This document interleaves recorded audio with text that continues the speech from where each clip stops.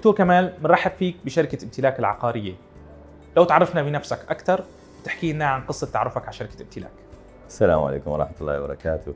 دكتور كمال الحمداني، اختصاص سونر، عراقي الجنسية، هسه بالجديد حصلت على الجنسية التركية والحمد لله، فضل رب العالمين. كنت أطلع على اليوتيوب على الإنترنت، من أجي هنا لإسطنبول أشوف الدعايات. سبحان الله شفت دعاية امتلاك في كذا مكان، يعني عجبني هذا الموضوع. زين، توجهت على امتلاك والحمد لله. زين، صارت نصيبنا انه ويا امتلاك، فضل رب العالمين. دكتور كمال، ممكن تحكينا عن قصة شرائك للعقار من خلال شركة امتلاك؟ اتصلنا بشركة امتلاك قبل ما نحضر لاسطنبول، يعني من خارج اسطنبول. بعدين اخذنا موعد انه مع شباب بالشركة. من وصلنا، اول ما وصلنا لاسطنبول الجماعة تواصلوا ويانا وحددوا لنا موعد، وكانوا هم يعني يجون ياخذونا من مكان السكن، واخذوا لفوا بينا عدة مكانات عدة، مجمعات جديدة، مجمعات يعني حسب انت ما تريد. زين، حسب ما تحدد، تريد سنتر، تريد بالطرف، تريد سعر وسط، تريد سعر عالي. يعني الجماعة كان عندهم خبرة جميلة بالموضوع، واحنا اللي قررنا صراحة بمساعدتهم. بس خبرتهم بالمجال العقارات كلش فادتنا يعني هذا الموضوع، والحمد لله يعني.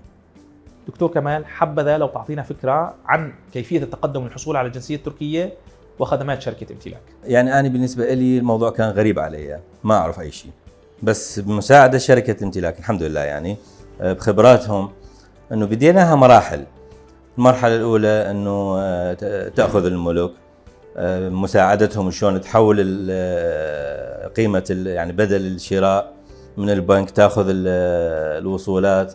يعني هذه كلها بمساعدتهم. تدري أنا ما عندي خبرة بهذا الموضوع، موضوع الطبي أسألني به عندي خبرة به، بس موضوع العقاري لا والله. زين، فعلا يعني فادوني بهذا الموضوع جدا. اشترينا الملك والحمد لله. قيمة الملك لازم تتجاوز 250. بعدها هم اللي قاموا بالتقييم، تقييم الملك. الموضوع أنا أيضا معروف به حتى يكون وافي لأخذ الجنسية. بعدين بدينا بإجراءات الإقامة المؤدية إلى الجنسية. بعدين بدينا بمرحلة الجنسية. يعني الحمد لله الأمور كانت يسيرة. يراد لها متطلبات، أوكي، متطلبات من داخل اسطنبول. شركة امتلاك قامت بها، يحددوا لك إياها 1 2 3 4 5 6 أو 7 فقرات. قالوا هاي لازم تجيبها من بغداد مصدقة من الخارجية. جبتها سلمتها لهم، الباقي هم اللي قاموا به كله يعني. ممكن تعطينا المدة التي تم الحصول فيها على الجنسية التركية بدءا من تاريخ التقديم؟ من تاريخ تقديم على الجنسية كان يوم 15/2 إلى يوم 15/5، 3 أشهر باليوم. الحمد لله تمت الموافقة على الجنسية وحصلنا عليها بالضبط والحمد لله. وللعلم يعني جماعة، أنا توقعت مثلا أنه لغرض صدور كتاب الحصول على الجنسية، أنا ويا نفسي قلت يجوز شركة امتلاك هاي هي بعد ما لها علاقة، بس لا.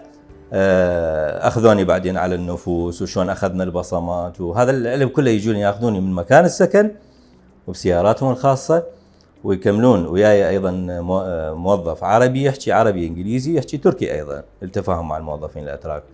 وبعدها ولما تخلص المعاملة يرجعون إلى مكان السكن. يعني هذا شيء كبير ينذكر شركة امتلاك الحمد لله. هل كان عند حضرتك مخاوف من حقيقة الحصول على الجنسية التركية من خلال شراء العقار في تركيا؟ يعني أنا من جهة الصراحة، أنا كنت من أحد اللي كان يراودني الشك إنه ممكن يصير عندي مشاكل بهذا الموضوع، وما عندي أي خبرة وما عندي أي اتصال بجهة أخرى غير امتلاك هنا.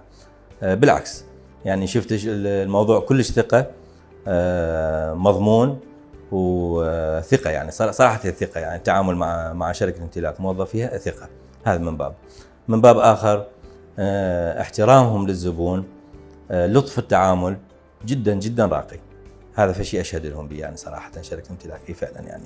زين، أي والله، والحمد لله رب العالمين. دكتور، شو بتحب تضيف كلمة أخيرة للناس اللي حابة تستثمر في تركيا أو اللي حابة تجي لتركيا؟